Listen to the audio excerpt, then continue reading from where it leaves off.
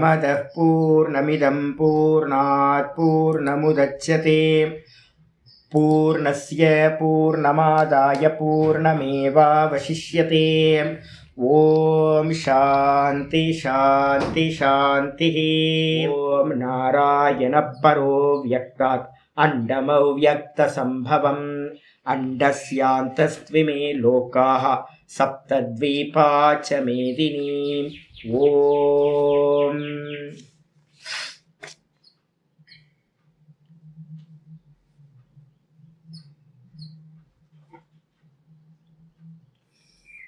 எல்லாருக்கும் நமஸ்காரம்.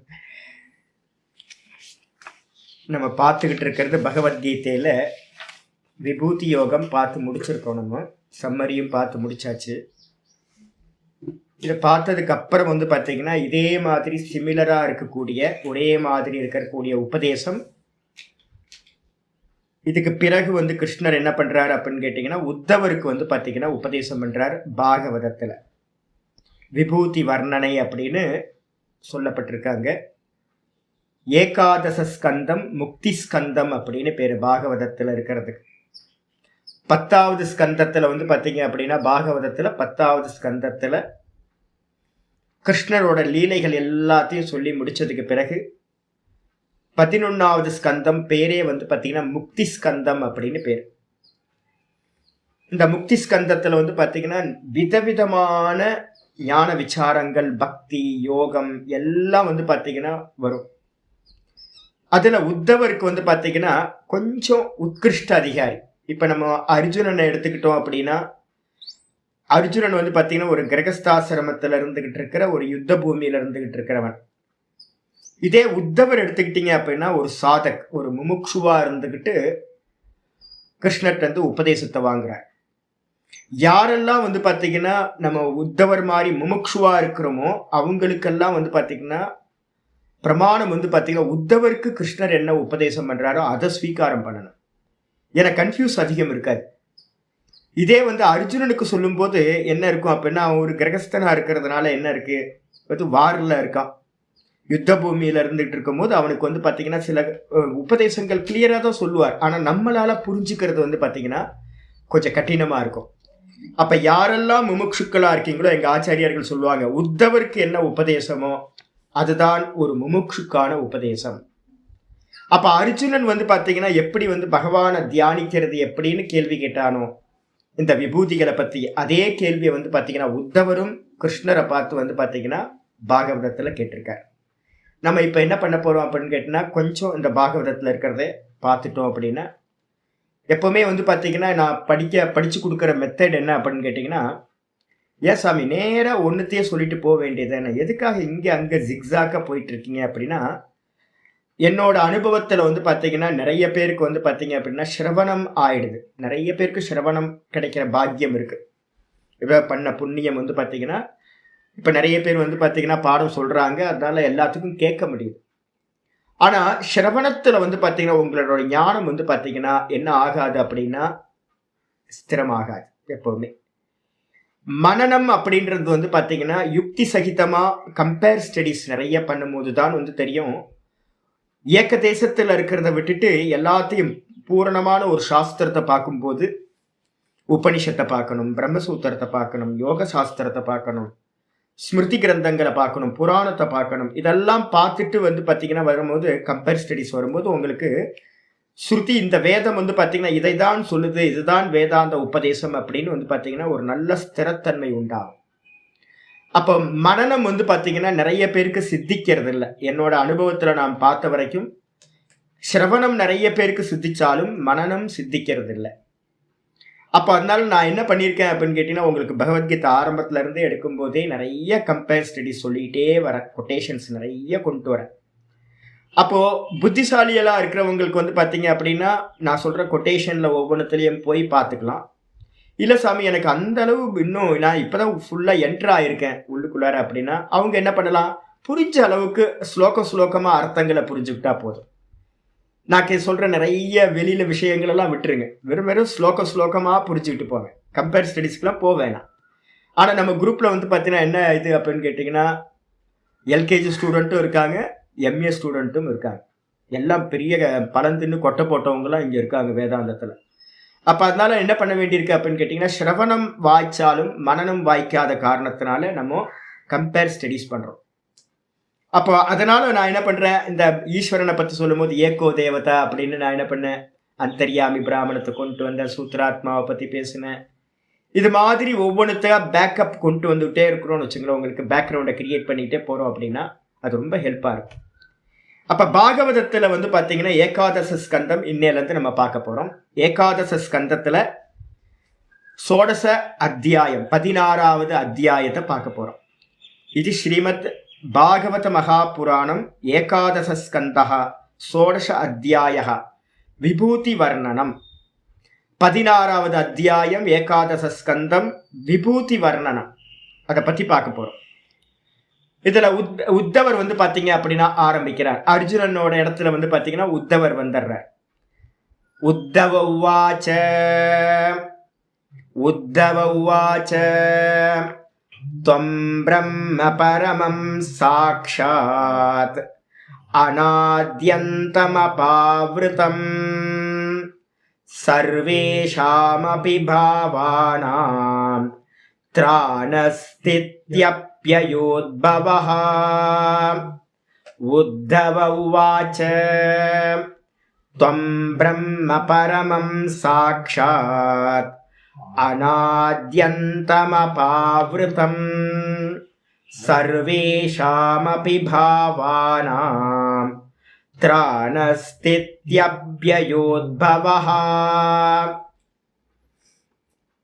இது வந்து எப்படி இருக்கு அப்படின்னா, இந்த விபூதி யோகத்துல எப்படி அர்ஜுனன் வந்து பாத்தீங்கன்னா 12வது ஸ்லோகம்லாம் சொன்னானோ அதே மாதிரி இந்த ஸ்லோகம் ஆரம்பிக்குது.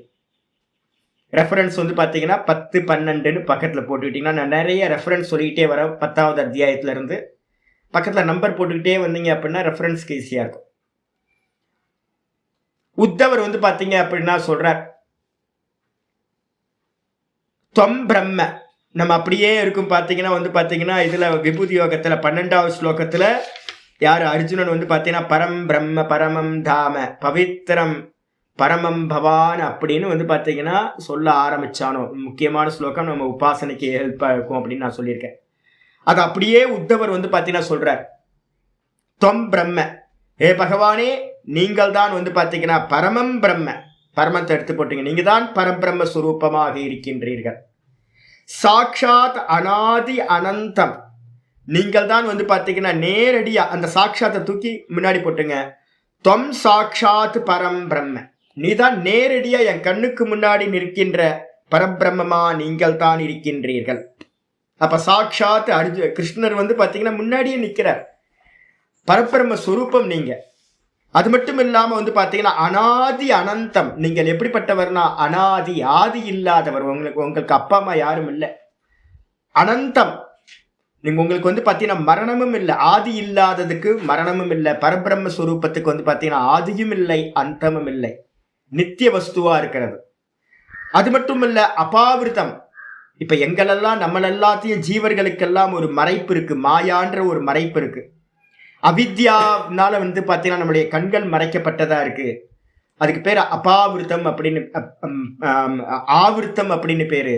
அதே நேரத்துல பகவான் எப்படிப்பட்டவர் அப்படின்னா அபாவிருத்தம், எந்த ஒரு அவித்யா மறைப்பும் இல்லாதவர், ஞான சூரியனா இருக்கிறவர்.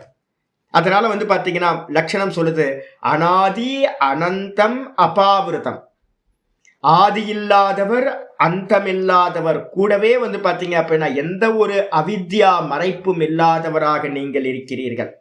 அது மட்டும் இல்ல சர்வேஷாம் அபிபாவானா, இந்த உலகத்துல எதெல்லாம் இருப்பு பொருளா இருக்கு இருக்குன்னு நம்ம எதையெல்லாம் சொல்றோமோ அந்த எல்லா வஸ்துக்களுக்கும், பாவானான்றதுக்கு அர்த்தம் வஸ்துக்கள், எல்லா வஸ்துக்களுக்கும் இருப்புள்ள அண்ட சராச்சரங்களுக்கும் நீங்க தான் வந்து பாத்தீங்கன்னா என்ன பண்றீங்க அப்படின்னா திராண ஸ்திதி அப்யய உத்பவக, மொத்தம் 4 சொல்றார். உத்பவக அப்படின்னா லாஸ்ட்ல இருந்து எடுத்துங்க, நீங்கள் தான் வந்து பாத்தீங்கன்னா உற்பத்தி காரணம், இந்த லோகத்துல இருக்கிற எல்லாத்துக்கும் நீங்கள் தான் உத்பவக அப்படின்னா உற்பத்தி காரணமா இருக்கீங்க. ஸ்திதி, நீங்கள் தான் வந்து பாத்தீங்கன்னா ஸ்திதி காரணமா இருக்கின்றீர்கள். நீங்கள் தான் வந்து பாத்தீங்கன்னா திராண, எல்லாத்தையும் ரட்சணம் பண்ணக்கூடியவரா, பாதுகாக்கக்கூடியவரா நீங்கள் தான் இருக்கின்றீர்கள். அதே மாதிரி அப்பிய அப்படின்னா எல்லாத்தையும் லயம் பண்ணக்கூடியவராகவும் நீங்கள் தான் இருக்கின்றீர்கள். அப்ப வந்து பாத்தீங்கன்னா நீங்கள் தான் உற்பத்தி காரணம், ஸ்திதி காரணம், லய காரணம், கூடவே வந்து பாத்தீங்கன்னா நீங்கள் தான் எல்லாத்தையும் பாதுகாக்கிறவரா இருக்கின்றீர்கள் அப்படின்னு இந்த ஸ்லோகத்துல உத்தவர் வந்து பாத்தீங்கன்னா கிருஷ்ணரை பார்த்து ஸ்துதி பண்றார். 2 பேரை வந்து சாஸ்திரத்துல வந்து பாத்தீங்கன்னா நேரடியா ஸ்துதி பண்ணலாம் அப்படின்னு சொல்லப்பட்டிருக்கு. ஒன்னு குருவை ஸ்துதி பண்ணலாம், 2வது வந்து பாத்தீங்கன்னா ஈஸ்வரனை ஸ்துதி பண்ணலாம். இந்த 2 பேர்த்தையும் வந்து பாத்தீங்கன்னா முகத்துக்கு நேரா ஸ்துதி பண்றதுக்கு சாஸ்திரம் அனுமதி கொடுக்குது. வேற யாரையும் வந்து பாத்தீங்கன்னா முகஸ்துதி பண்ணக்கூடாது, நரஸ்துதி பண்ணக்கூடாது அப்படின்னு சொல்லியிருக்கு. நரஸ்துதி பண்றதுனால நமக்கு என்ன கிடைக்கும் சுவாமி அப்படின்னு கேட்டீங்கன்னா காரிய சித்தி நடக்கும் இந்த சம்சாரத்துல. ஆனா குருவையும் அதே நேரத்துல ஈஸ்வரனையும் வந்து பாத்தீங்கன்னா ஸ்துதி பண்றதுனால பாவசக்தி நமக்கு அதிகமாகும், ஸ்ரத்தா பக்தி அதிகமாகும். அப்போ நரஸ்துதியை எல்லாரும் முமுட்சுக்கள் எல்லாரும் நரஸ்துதிய விளக்கணும். எந்த காலத்து கொண்டும் யாரையாவது ஸ்துதி பண்ணணும் அப்படின்னா ஈஸ்வரனை மட்டும்தான் ஸ்துதி பண்ணணும். சுவாமி நீங்க பெரிய ஆளு, அது பெரிய ஆளு, யாரையும் போய் கையில காலை பிடிக்காது. அப்ப உத்தவர் தான் நமக்கு பிரமாணம், சாட்சாத் பகவான ஸ்துதி பண்ணணும் சொல்லிட்டார். 2வது ஸ்லோகம் சொல்றார், உச்சாவச்சேஷு பூதேஷு துர்ஞேயமகிருதாத்மபிஹி உபாசதே த்வாம் பகவன் யாதா தத்யேன பிராமணாஹ. உச்சாவச்சேஷு பூதேஷு துர்ஞேயமகிருதாத்மபிஹி உபாசதே த்வாம் பகவன் யாதா தத்யேன பிராமணாஹ. ரொம்ப அற்புதமான ஸ்லோகம். உச்சாவச்சேஷு சில ஸ்லோகங்கள் வந்து நான் இந்த பாகவதத்தை எடுக்கிறதுக்கு வந்து பாத்தீங்கன்னா இதுல கொஞ்சம் ஸ்பெஷல்லாம் இருக்கு. அதுல சொல்லாததெல்லாம் இதுல வந்து பாத்தீங்கன்னா சிலதெல்லாம் இருக்கு. அதுக்காக வந்து பாத்தீங்கன்னா இந்த பாகவதத்தை நான் எடுக்க ஆரம்பிச்சிருக்கேன். உச்சாவச்சேஷு பூத்தேஷு, நீங்கள் எங்க இருக்கீங்க அப்படின்னு கேட்டீங்கன்னா மேல கீழே. உச்சாவச்ச அப்படின்னா என்ன அர்த்தம்னா மேல கீழேன்னு அர்த்தம். உச்சாவச்சேஷு அப்படின்னா என்ன அர்த்தம்? மேலான ஜீவராசிகள், கீழான ஜீவராசிகள், பிரம்மா முதற்கொண்டு அநேக தேவர்களிடத்திலையும், நடுவில் இருக்கக்கூடிய மனிதர்களிடத்திலையும், கீழான ஜீவராசிகளிடத்திலையும், புழு பூச்சிகளிடத்திலையும், எல்லா ஜீவராசிகளிலும் வந்து பாத்தீங்கன்னா நீங்கள் இருக்கின்றீர்கள். அதே நேரத்தில் வந்து பாத்தீங்கன்னா அப்படி இருந்தாலும் கூட துர்ஞேயம் அகிருதாத்மபிகி, உங்களை அறிந்து கொள்ளுதல் என்பது வந்து பாத்தீங்கன்னா ரொம்ப துர்ஞேயமா இருக்கு. வாஸ்தவத்துல வந்து பாத்தீங்கன்னா யாருக்கு அப்படின்னு கேட்டீங்கன்னா அகிருதாத்மபிகி, உங்களை அறிந்து கொள்வது மிகவும் கடினம். ஆனா எல்லாத்துக்குள்ளாரையும் நீங்க தான் இருக்கீங்க. யாருக்காக அப்படின்னு கேட்டீங்கன்னா அகிருதாத்மபிகி அப்படின்னா சம்ஸ்காரம் செய்யப்படாதவர்களால் நீங்கள் அறியப்படாதவராகவே இருக்கின்றீர்கள். சம்ஸ்காரம் எதனால சுவாமி நடக்கும் அப்படின்னு கேட்டீங்கன்னா பிருகதாரண்ய உபனிஷத் சொல்லுது, மாத்ருமான் பித்ருமான் ஆச்சாரியவான் புருஷோ வேத சொல்லுது. ஒரு மனிதன் வந்து எப்படி அறிய முடியும் அப்படின்னு கேட்டீங்கன்னா அம்மா சொல்லி கொடுக்கணும். முதல்ல அம்மா தான் முதல் டீச்சர். அதுக்கப்புறம் அப்பா சொல்லி கொடுக்கணும், அப்பா தான் செகண்ட் டீச்சர். அதுக்கப்புறம் வந்து பாத்தீங்கன்னா இந்த ஆத்ம வித்யாவை சொல்லி கொடுக்கறதுக்கு ஒரு ஆச்சாரியர் வேணும். இந்த 3 பேத்துனால ஒருத்தருக்கு சம்ஸ்காரம் நடந்துச்சு அப்படின்னா, சம்ஸ்காரம்னா என்ன அர்த்தம்? இப்படி பண்ணணும், இப்படி பண்ணணும், இப்படி பண்ணணும்னு ஒவ்வொருத்தருக்கா சொல்லி கொடுக்கறது. நேற்று கோயிலில் இருக்கும்போது ஒரு குட்டி பொண்ணு அப்பா அம்மாவோட வந்துடுச்சு. அதுக்கு வந்து பார்த்தீங்க அப்படின்னா தீர்த்தம் வாங்குறதுக்கு வந்து பார்த்தீங்கன்னா, தீர்த்தம் யாருக்குமே நிறைய பேருக்கு தீர்த்தம் வாங்குறதே தெரியல. தீர்த்தம் வந்து பார்த்தீங்கன்னா சுவாமியோட பாதாரவிந்தத்துல இருந்து வந்தது. அது வந்து பார்த்தீங்கன்னா கீழே தெளிச்சுது அப்படின்னா கால் படக்கூடாது, நிறைய பேருக்கு தெரியறதே இல்லை. அப்போ நல்லா வந்து பார்த்தீங்கன்னா ஒரு வஸ்திரத்தை கீழே வச்சுக்கிட்டு இந்த நம்ம கையை வந்து குவிச்சு உள்ளங்கையில் தீர்த்தம் வாங்கி அதை குடிக்கக்கூடாது, அப்படியே எடுத்து முழுங்கிடணும். எச்சில் படாமல் முழுங்கணும். தீர்த்தம் வந்து பார்த்தீங்கன்னா அப்படிதான் உசுன்னு உறிஞ்சிலாம் குடிப்பாங்க தெரியுங்களா நிறைய பேர், அதெல்லாம் இருக்கக்கூடாது. நேற்று ஒரு சின்ன பொண்ணு வந்துச்சு, அது வந்து இப்படி வாங்கினோடனே நான் என்ன பக்கத்தில் இருந்து இப்படி பண்ணக்கூடாது, என்ன பண்ணணும், உள்ளங்கையில் வாங்கி இப்படியே மேலே இது பண்ணிக்கணும் அப்படின்னு சொன்னோன்னே அது சிரிச்சுக்கிட்டே. இப்போ என்ன ஆகும், ஒரு சம்ஸ்காரம் ஆயிருக்கா. இது அடுத்த சமயத்தில் வந்து பார்த்தீங்கன்னா என்ன ஆகும், எங்கே தீர்த்தம் வாங்க போதோ அந்த இடத்துல இது வாங்கும். இதே மாதிரி வந்து பார்த்தீங்க அப்படின்னா நிறைய பேருக்கு சடாரி சாத்தும் போது வந்து பார்த்தீங்கன்னா கீழே குடிஞ்சு நமஸ்காரம் பண்ணி சடாரி வாங்கணும் அப்படின்னே தெரியாது. அப்ப அது அது இப்படியே நிக்குது அந்த குட்டி பொண்ணு, அது தெரியல. நான் சொன்னேன் தலையில கீழே குனிஞ்சோன்னா அப்போ இது சம்ஸ்காரம். அப்போ இதே மாதிரி அம்மா வந்து பாத்தீங்கன்னா என்ன பண்றாங்க, ஒரு பர்ஸை திறந்து கையில காசு குட்டி குழந்தைக்கு எடுத்து கொடுக்குறாங்க, போய் தட்டுல போடு அப்படின்னு. இந்த குட்டி குழந்தை வந்து பாத்தீங்கன்னா போடு. அடுத்த முறை இன்னொரு குழந்தைய பாக்குறேன், அது என்ன பண்ணுது அப்படின்னு கேட்டீங்கன்னா, கோயிலுக்குள்ளார வந்தோடனே அம்மாட்ட கேட்குது, காசு குடி, நான் தட்டுல போடணும் அப்படின்னு. இதான் சம்ஸ்காரம். இந்த சம்ஸ்காரம்ன்றது வந்து பாத்தீங்கன்னா ஒவ்வொரு எஜுகேஷனும் நமக்கு வந்து பாத்தீங்கன்னா சம்ஸ்காரம். அப்ப இதை பத்தி அப்பா சொல்லி கொடுக்கணும், அம்மா சொல்லி கொடுக்கணும். இந்த ஆத்ம வித்யாவை பத்தி வந்து பாத்தீங்கன்னா குருநாதர் சொல்லி கொடுக்கணும், ஆச்சாரியர் சொல்லி கொடுக்கணும். இதனால வந்து பாத்தீங்கன்னா ஒருத்தன் என்ன பண்றான் அப்படின்னா சம்ஸ்காரம் உடையவன் ஆகிறான். இப்ப உங்களுக்கு வந்து பாத்தீங்கன்னா நான் உட்கார்ந்து பகவத்கீதையை நுணுக்கமா சொல்லிக்கிட்டே இருக்கிறேன். இதுக்கு பேர் தான் வந்து பாத்தீங்கன்னா கிருதாத்மாவை ஆக்குறது அப்படின்னு பேரு.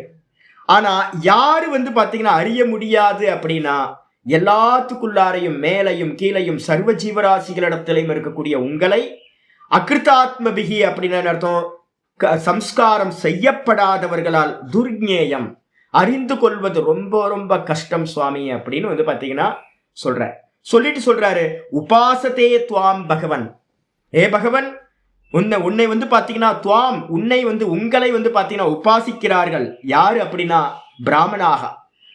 பிராமணர்கள், முமுட்சுக்கள், நல்ல அப்பா அம்மா, நல்ல ஆச்சாரியார், இதெல்லாம் கிடைச்சவங்க வந்து பாத்தீங்கன்னா சம்ஸ்காரம் செய்யப்பட்டவர்களா உங்களை உபாசிக்கிறார்கள். எப்படி அப்படின்னா யாதா தத்தியேன, உள்ளது உள்ளபடி உன்னை உபாசிக்கின்றார்கள். உள்ளது உள்ளபடி என்னது? பகவான் தான் எல்லா ஜீவராசிகள்லையும் அந்தர்யாமியா இருக்கார். பகவான் கண்ணியமா இந்த உலகத்துல ஒண்ணுமே இல்லை என்று எவர்கள் உபாசிக்கிறார்களோ அவர்கள் தான் கிருதாத்மனக அப்படின்னு பேர், நல்ல சம்ஸ்காரம் செய்யப்பட்டவர்கள் அப்படின்னு பேர். இதுக்கு பக்கத்துல நீங்க போட்டுக்கிட்டீங்க அப்படின்னா 15:11 போட்டுங்க. ஆச்சாரியர் 15:11 சொல்ற, யதந்தே யோகினஸ்சைனம் பஷ்யந்த்யாத்மன்யவஸ்திதம் யதந்தோப்யகிருதாத்மானஹ நைனம் பஷ்யந்த்யசேதசஹ. அற்புதமான ஸ்லோகம் வந்து பார்த்தீங்கன்னா அது 15:11 ஸ்லோகம்.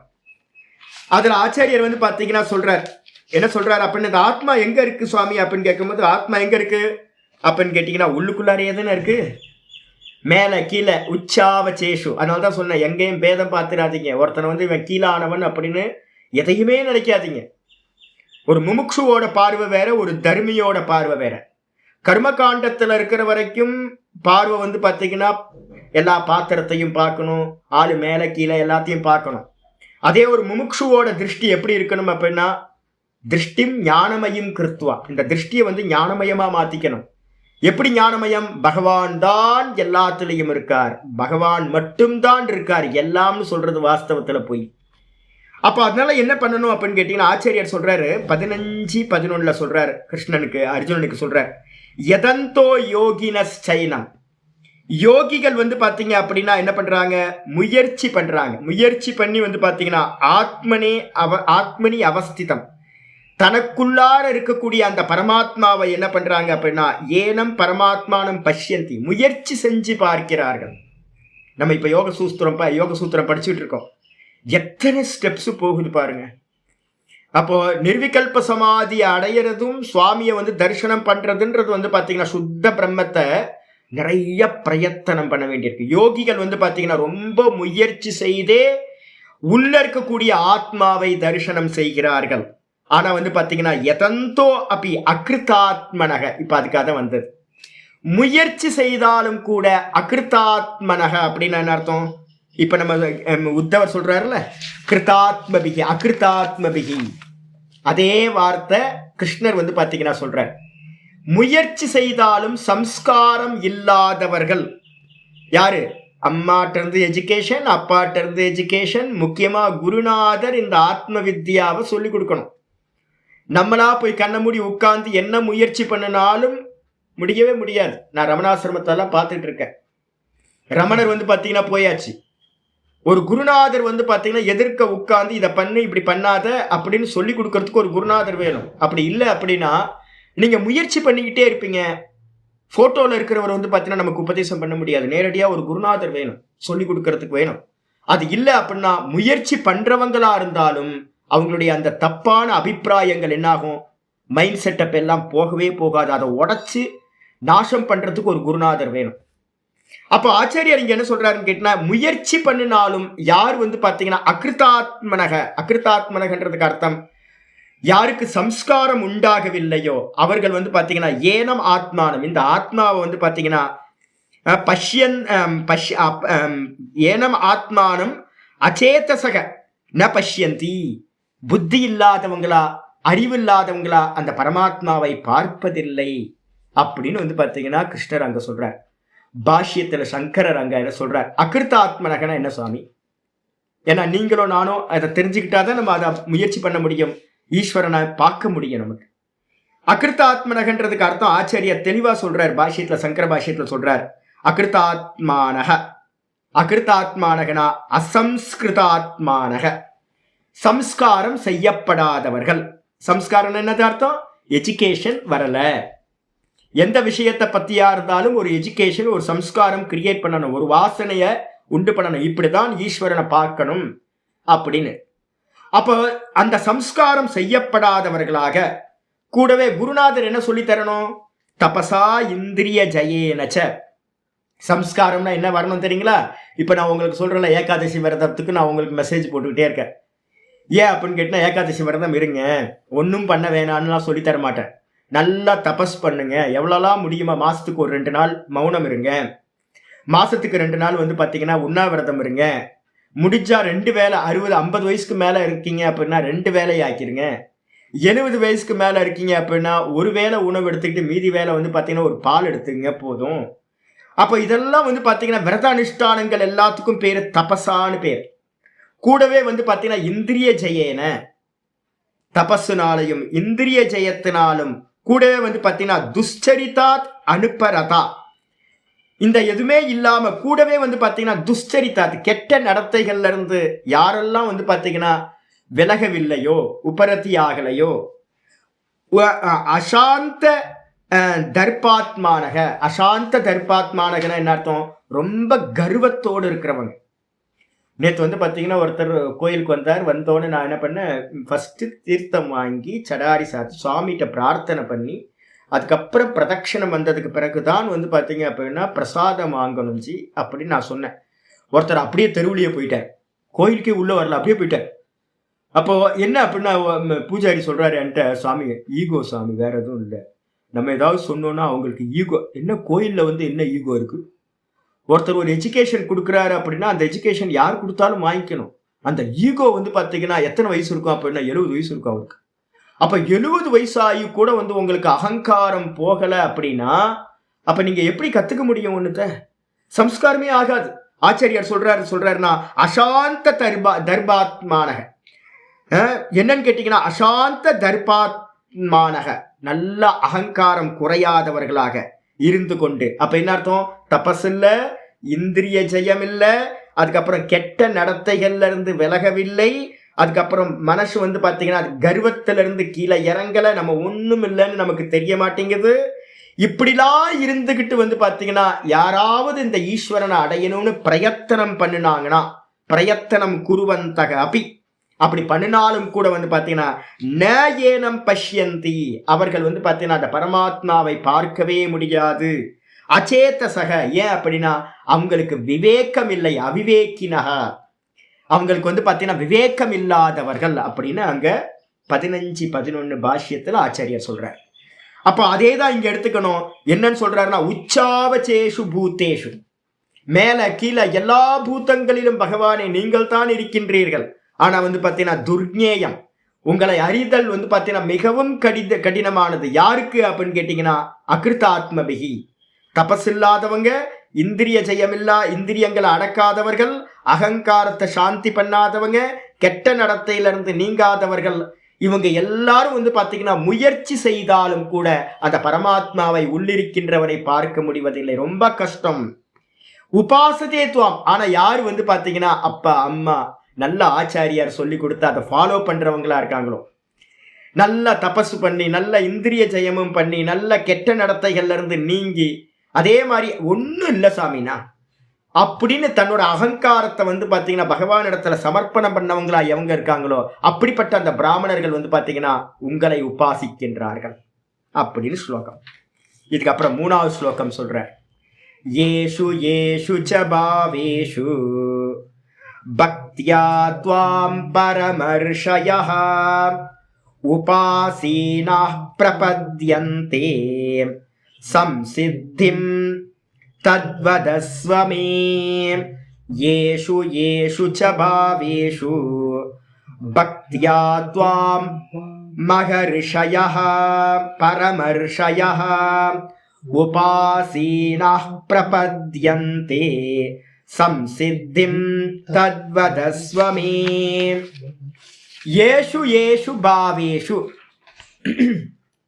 பரமர்ஷயः, இந்த பரமரிஷிகள் வந்து பாத்தீங்க அப்படின்னா எந்த எந்த பாவங்களில் பக்தியா பக்தியோடு வந்து பாத்தீங்கன்னா உன்னை வந்து பாத்தீங்கன்னா உபாசீனாக சந்தக நல்ல உபாசனை செய்தவர்களாக இருந்து கொண்டு சம்சித்திம் பிரபத்யந்தே நல்ல சித்தியை உன்னை சாட்சாத்காரம் செய்தார்களோ, நல்ல பக்தியோடு இருந்து கொண்டு பரமரிஷிகள் மேலான ரிஷிமார்கள் எந்த எந்த பாவங்களில் உபாசனை செய்து உபாசீனாக சந்தக உபாசனை செய்தவர்களாக இருந்து கொண்டு சம்சித்தின்னு சொல்லக்கூடிய உன்னை அடைந்தார்களோ, அப்படிப்பட்ட பாவங்களை வந்து பார்த்தீங்கன்னா எதுல உன்னை சிந்திக்கணும் என்ற விஷயத்தை வந்து தத்வதஸ்வ மே எனக்கு அதனை நீ சொல்வாயாக அப்படின்னு வந்து பார்த்தீங்கன்னா உத்தவர் வந்து பார்த்தீங்கன்னா சொல்லிட்டார். 10, 17வது ஸ்லோகத்துல வந்து பாத்தீங்கன்னா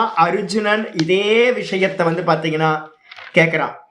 கதம் வித்யாமகம் யோகின் துவாம் சதா பரிச்சிந்தயன் கேஷு கேஷு ச பாவேஷு சிந்தியோசி பகவன் மயா. எந்த எந்த பாவங்களில் நான் உன்னை உபாசிப்பது என்பதை எனக்கு சொல்வாயாக அப்படின்னு அர்ஜுனன் கேட்டதே தான் வந்து பாத்தீங்கன்னா இங்கேயும் உத்தவர் வந்து பாத்தீங்கன்னா கேட்கிறார்.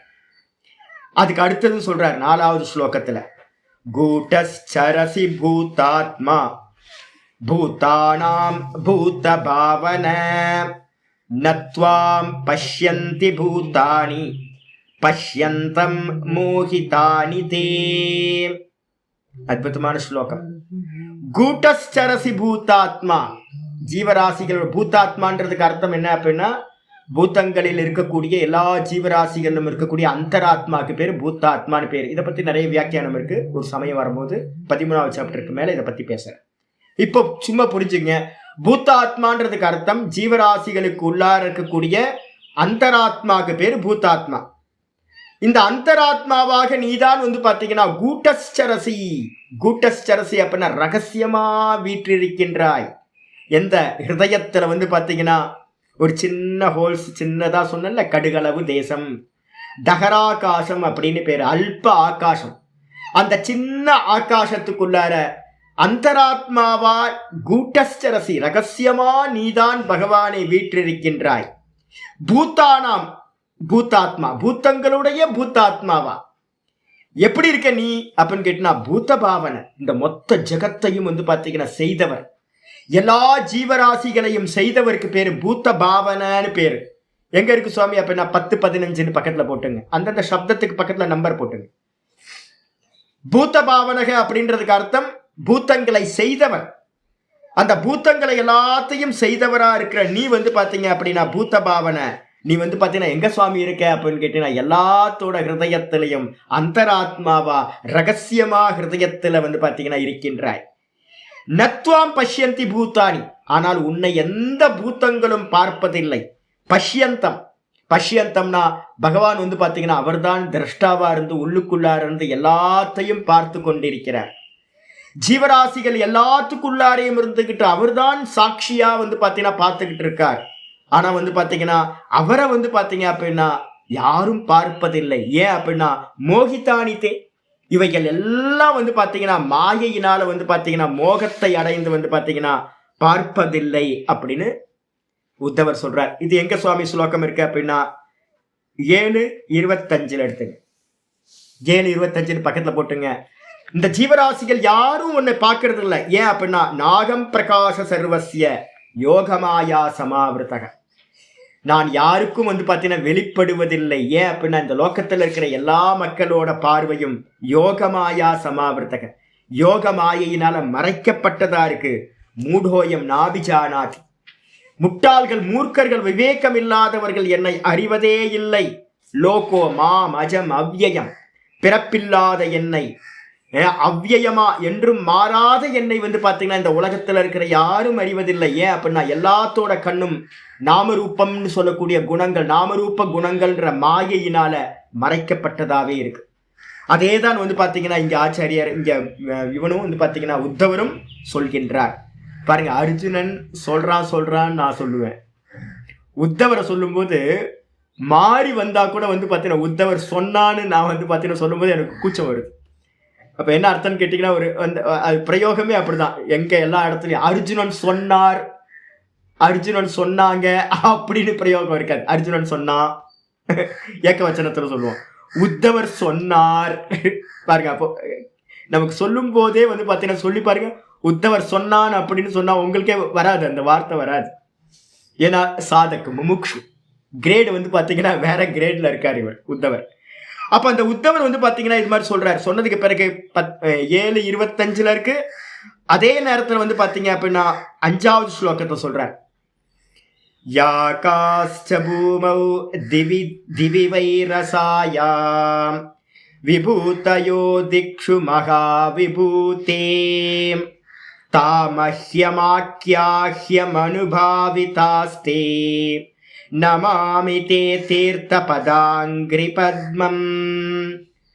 யாஹ் காஸ்ச பூமௌ திவி வைரசாயாம் விபூதயோ திக்ஷு மகா விபூதே தாமஹ்யமாக்யாஹ்யமனுபாவிதாஸ்தே நமாமி தே தீர்த்த பதாங்கிரி பத்மம் பத்மம். திரும்ப சொல்றாரு, என்னன்னு கேட்டா யாஹா காஸ்ச எவைகளெல்லாம், யாஹா காஸ்ச எவைகளெல்லாம் வந்து பாத்தீங்க அப்படின்னா இந்த உலகத்துல பூமௌ இந்த பூமியிலையும், அதுக்கப்புறம் திவி திவின்னு சொல்லக்கூடிய சொர்க்கத்திலும் வானுலகத்திலும், ரசாயாம் கீழே இருக்கக்கூடிய லோக்கங்கள் பாதாள லோக்கங்களிலும், விபூதயோ திக்ஷு 8 திசைகளிலும் உன்னுடைய விபூதிகள் இருக்கோ, மகா விபூதி நிறைய விபூதியானது உன்னுடைய பேராற்றலானது இருக்கிறதோ, தாஹா மஹ்யம் ஆக்கியாகம் ஆக்கியாகிய எனக்கு வந்து பாத்தீங்கன்னா அந்த விஷயங்களை எல்லாத்தையும் வந்து பாத்தீங்கன்னா அனுபாவிதாகாதே எதெல்லாம் நான் வந்து பாத்தீங்கன்னா அனுபவம் செய்து வந்து பாத்தீங்கன்னா அறிய முடியுமோ, பிரகாசிக்கின்றவைகளா விளங்குகின்றவைகளா இருக்கோ, அதை எல்லாத்தையும் வந்து பாத்தீங்கன்னா மஹ்யம் ஆக்கியாகிய எனக்கு வந்து பாத்தீங்கன்னா நீங்கள் அதனை எனக்கு சொல்வீர்களாக. அப்ப என்ன அர்த்தம்? 7 லோக்கங்களிலும் இருக்கிறத கேட்கிறாம யாரு, நம்ம உத்தவர் வந்து கேட்கிறார். என்னது? யாக்காஸ்ச பூமௌ பூமியிலையும் சொர்க்கத்திலும் பாதாளத்திலும் 3 லோக்கங்கள், பூர்புவசுவ எல்லா லோக்கங்களும் வந்துடுச்சு. இதுல எல்லாத்திலையும் வந்து பாத்தீங்கன்னா விபூதையோ திக்ஷு 8 திசைகளிலும் எந்த விபூதிகளானது மகா விபூதே, ஹே மகா விபூதே, மகா விபூதியை உடையவரே, உங்களுடைய விபூதிகள் எதெல்லாம் இருக்குமோ தாகா அவைகளை எல்லாத்தையும் மஹ்யம் ஆக்கியாகிய எனக்கு வந்து பாத்தீங்கன்னா சொல்லுங்கள். எப்படி அப்படின்னா அனுபாவிதாகாதே நான் வந்து பாத்தீங்கன்னா அதை ஒவ்வொன்றுத்தையா உணர்ந்து வந்து பாத்தீங்கன்னா விளங்குகின்றவைகளா நல்லா பிரகாசிக்கின்றவைகளா இருக்கக்கூடிய அவைகளை எல்லாத்தையும் எனக்கு சொல்லுங்கள். தே நமாமி நான் உங்களை நமஸ்காரம் பண்ணுகின்றேன். தே தீர்த்த பதாங்கிரி பத்மம் உங்களுடைய தீர்த்தம் எது? நான் இப்பதானே சொன்னேன், தீர்த்தம் வாங்கும்போது கீழே ஒரு தொடி கூட விடக்கூடாது அப்படின்னு. சுவாமியை வந்து பாத்தீங்கன்னா அபிஷேக ஆராதனை பண்ண தீர்த்தம் கால் படாத இடத்துல தான் விடணும். அது பவித்திரம் பண்ணக்கூடியது. தீர்த்தம் அப்படின்னாவே என்ன அர்த்தம்? பவித்திரம் பண்ணக்கூடியது. எது அப்படின்னு கேட்டீங்கன்னா ஆச்சாரியார் சொல்றார், என்னன்னு கேட்டீங்கன்னா தீர்த்த பத அங்கிரி பத்மம். அங்கிரின்றதுக்கு அர்த்தம் வந்து பாத்தீங்க அப்படின்னா பாதத்துக்கு பேர் அங்கிரின்னு பேரு. பாதாங்கிரி பத்மம் உங்களுடைய தாமரை பாதங்களில் வந்து பாத்தீங்க அப்படின்னா நான் நமஸ்காரம் செய்கின்றேன் அப்படின்னு வந்து பாத்தீங்கன்னா நமஸ்காரம் சரண்டர் பண்ணியாச்சு. நான் வந்து பாத்தீங்கன்னா எந்தெந்த உபாசனை பண்ணணும் அதை எல்லாத்தையும் எனக்கு சொல்லுங்கள் அப்படின்னு. உடனே வந்து பார்த்தீங்கன்னா இது வரைக்கும் அர்ஜுனன் சொன்னதே தான் உத்தவரும் சொல்லியிருக்கார். சொன்னதுக்கு பிறகு வந்து பார்த்தீங்கன்னா ஸ்ரீ பகவான் உவாச்ச 6வது ஸ்லோகம் ஆரம்பிக்கிறது. ஏவமேததகம் பிருஷ்டஹ ஏவமேததகம் பிருஷ்டஹ பிரஷ்னம் பிரஷ்னவிதாம் வர பிரஷ்னம் பிரஷ்னவிதாம் வர யுயுத்சுனா வினஷனே யுயுத்சுனா வினஷனே சபத்னைர் அர்ஜுனேன வை சபத்னைர் அர்ஜுனேன வை. ஸ்ரீ பகவான் உவாச்ச ஏவமேததகம் பிருஷ்டஹ பிரஷ்னம் பிரஷ்னவிதாம் வர யுயுத்சுனா வினஷனே சபத்னைர் அர்ஜுனேன வை. இந்த ஸ்லோகம் சொல்றதுக்கு முன்னாடி வந்து பாத்தீங்கன்னா இதுல ஒரே ஒரு ஸ்பெஷல், இது வரைக்கும் உத்தவர் சொன்னதுல என்ன ஸ்பெஷல் அப்படின்னா இந்த உச்சாவச்சேஷு பூத்தேஷு இருக்கு பாத்தீங்களா, இது ரொம்ப ஸ்பெஷல். ஏன்னா அர்ஜுனன் சொல்லலை இந்த விஷயத்த. மேல கீழே எல்லா ஜீவராசிகளிலும் நீந்தான் இருக்க அப்படின்னு வந்து பாத்தீங்கன்னா சொல்லியிருக்காருல, அது ரொம்ப முக்கியமானது. உபாசகர்களுக்கு வந்து பாத்தீங்கன்னா பேதத்தை பார்த்தால் வந்து என்ன நடக்கும், திரும்ப சம்சாரத்தை அடைஞ்சிரும். நீ மேல நான் கீழே, இங்க யாரும் கீழையும் இல்லை மேலையும் இல்லை, ஒன்றும் இல்லை. தர்மத்தில் நின்றுட்டு இருந்தீங்க அப்படின்னா மேலே கீழே வந்துடும். ஒரு ஆஃபீஸ்க்குள்ளே போனா அட்டெண்டர் வேற தான், மேனேஜர் வேற தான், எல்லாம் வேற வேற தான். போஸ்டிங் வந்து பார்த்தீங்கன்னா ஒவ்வொருத்தருக்கும் தகுதி தராதரம் இருக்குல்ல, அவங்க படித்த படிப்புக்கு ஏற்ற மாதிரி வந்து போஸ்டிங் கிடைச்சிருக்குல்ல. அப்போ எல்லாம் ஒன்றா அப்படின்னா ஒரு ஆஃபீஸில் போயிட்டு வந்து பார்த்தீங்கன்னா எல்லாம் ஒன்றுன்னு சொல்ல முடியாது. ஏன்னா கர்மம் பண்ணுற இடத்துல என்ன இருக்கணும், எல்லாம் வந்து பேதம் தான். பேதம் இல்லாமல் கர்மம் சித்திக்காது. அதே நேரத்தில் வந்து உபாசனைக்கு வரும்போது என்ன பண்ணுறோம், மேலே இருக்கிறத வந்து தியாகம் பண்ணிட்டு உள்ளே இருக்கிறத பார்க்க போகிறோம். அப்போ தகுதிகள் எல்லாம் வெளியில் இருக்கிறது சரீரத்தை சார்ந்தது. அதே நேரத்தில் உள்ளே இருக்கிறத பார்க்க ஆரம்பிக்கும் போது எல்லா ஜீவராசிகள்லையும் யார் இருக்கா, அதை தான் இங்கே சொல்லுது உச்சாவச்சேஷு பூத்தேஷு. எல்லா ஜீவராசிகள்லையும் பகவான் இருக்காருன்னு பார்க்க ஆரம்பித்தோம் அப்படின்னா நீங்கள் பக்திமான் ஆயிட்டீங்கன்னு அர்த்தம். பேதத்தை பார்க்குறீங்க அப்படின்னா நீங்கள் இன்னும் கருமியாக தான் இருக்கீங்கன்னு அர்த்தம். அதே நேரத்தில் ஒரே ஆத்மா தான் இருக்கு, அந்த ஆத்மா நானா இருக்குன்னு நீங்கள் பார்க்க ஆரம்பிச்சிங்க அப்படின்னா நீங்கள் ஞானி ஆயிட்டீங்கன்னு அர்த்தம். ஞான பார்வை வந்துருச்சுன்னு அர்த்தம். இந்த பேதத்தை பார்க்குற வரைக்கும் கருமியாக இருந்துக்கிட்டு திரும்ப திரும்ப சம்சாரத்தையே அடையணும். அதனால தான் சீக்கிரம் சீக்கிரம் என்ன பண்ணணும் அப்படின்னா எல்லா ஜீவராசியிலும் ஈஸ்வரன் இருக்கார் அப்படின்னு பார்க்க ஆரம்பிக்கணும். இது முக்கியமானது, இது வரைக்கும் நம்ம பார்த்ததில்ல. இப்போ ஆச்சாரியார் என்ன பண்ணுறார், கிருஷ்ண பரமாத்மா சொல்கிறார், ஸ்ரீ பகவான் உவாச்ச ஏவம் ஏதத்து அகம் பிருஷ்டக, நான் இந்த விதமாக கேள்வி கேட்கப்பட்டவனாக இருந்தேன். என்ன ஒருத்தன் கேள்வி கேட்டான், பிரஷ்னம் பிரஷ்னவிதாம் வர, என்ன வந்து ஒருத்தன் ஏற்கனவே வந்து பார்த்தீங்கன்னா இதே மாதிரி ஏவம் ஏதத்து, இந்த விதமாக அகம் பிரஷ்னம் பிருஷ்டக, நான் வந்து பார்த்தீங்கன்னா கேள்வி கேட்கப்பட்டவனா ஒரு காலத்தில் இருந்தேன். ஹே பிரஷ்னவிதாம்பர, இவர் வந்து பார்த்தீங்கன்னா உத்தவரை பார்த்து வந்து ஒரு வார்த்தை சொல்றார், பிரஷ்னவிதாம்பர, கேள்வி கேட்பவர்களில் மிகவும் சிறந்தவரே. அப்ப என்ன அர்த்தம்னு கேட்டீங்கன்னா, ஒருத்தர் கேள்வி கேட்கறது தான் என்னன்னு கேட்டீங்கன்னா ஞானத்துக்கு பீஜம் வந்து பார்த்தீங்கன்னா கேள்வி. நல்ல ஒரு பெர்சன் கேள்வி கேட்கிறவரா இருந்தாருன்னா ஆச்சாரியர்கிட்ட இருக்கக்கூடிய எல்லா ஞானத்தையும் எடுத்துட முடியும். நீங்க கேள்வி கேட்க தெரியல அப்படின்னா என்ன ஆயிடும்னு கேட்டீங்கன்னா புஷ்ன்னு போயிடும். விசாரம் வந்து பார்த்தீங்கன்னா பாதியில முடிஞ்சு போயிடும். இவருக்கு சொல்லணுன்ற எண்ணம் கூட வந்து பார்த்தீங்கன்னா இல்லாமல் போயிடும். அப்போ கேள்வி கேட்கறது வந்து பார்த்தீங்கன்னா ஒரு நல்ல கலை. அது எல்லாத்தாலையும் கேள்வி கேட்க முடியாது. இந்த கேள்வி கேட்கிற சாமர்த்தியம் வந்து பார்த்தீங்கன்னா யார்கிட்ட இருந்திருக்கு அப்படின்னா உத்தவருக்கு இருந்திருக்கு, அர்ஜுனனுக்கு இருந்திருக்கு. அப்ப இந்த இங்க சொல்றாரு பிரஷ்னவிதாம் வர, கேள்வி கேட்பவர்களில் மிகவும் சிறந்தவரே, ஹே உத்தவரே, நான் ஏற்கனவே வந்து பார்த்தீங்கன்னா என் கேள்வி கேட்கப்பட்டவனாக இருந்தேன். யார்கிட்ட அப்படின்னு கேட்டா யுயுத்சுனா, யுத்தம் பண்றதுக்கு இச்சையோடு வந்த, சபத்னைர் வினஷனே, தன்னுடைய எதிரிகளால், சபத்ன அப்படின்னா எதிரிகள்னு அர்த்தம், எதிரிகளால் வந்து பார்த்தீங்கன்னா நாசம் செய்யப்படக்கூடியவனா இருந்த அர்ஜுனனால வந்து பார்த்தீங்கன்னா நிச்சயமாக நான் இதே விதமான கேள்வியை கேட்கப்பட்டவனாக இருந்தேன். என்னை வந்து பார்த்தீங்கன்னா யுத்த காலத்தில் வந்து பார்த்தீங்கன்னா கேட்டான், அர்ஜுனன் கேட்டான் அப்படின்னு நினைவுபடுத்துறார். திரும்ப 7வது ஸ்லோகம். ஞாத்வா ஞாதிவதம் கர்ஹ்யம் அதர்மம் ராஜ்யஹேதுகம் ததோ நிவృத்தோ ஹந்தாகம் ஹதோயமிதி லௌகிகா. இந்த இதுலலாம் வந்து பார்த்தீங்கன்னா சில சப்தங்கள் நான் வந்து பொழிப்புரை கொடுத்துருக்கேன் பார்த்தீங்களா, அதெல்லாம் சில சப்தங்கள்லாம் இதாக இருக்குது. இந்த 3வது ஸ்லோகத்தில் வந்து பார்த்தீங்கன்னா உங்களுக்கு தெரியும், நான் சொல்லியிருக்கேன், பரமரிஷிகள் எந்தெந்த வடிவங்களில் தங்களிடம் பக்தி செலுத்தி மோட்சம் கைவர பெற்றவர்களோ அதை எனக்கு கூறுங்கள் இருக்கு. நடுவில் வந்து பார்த்தீங்கன்னா உபாசனை செய்தவர்களாகன்ற சப்தம் விட்டு போயிருக்கு.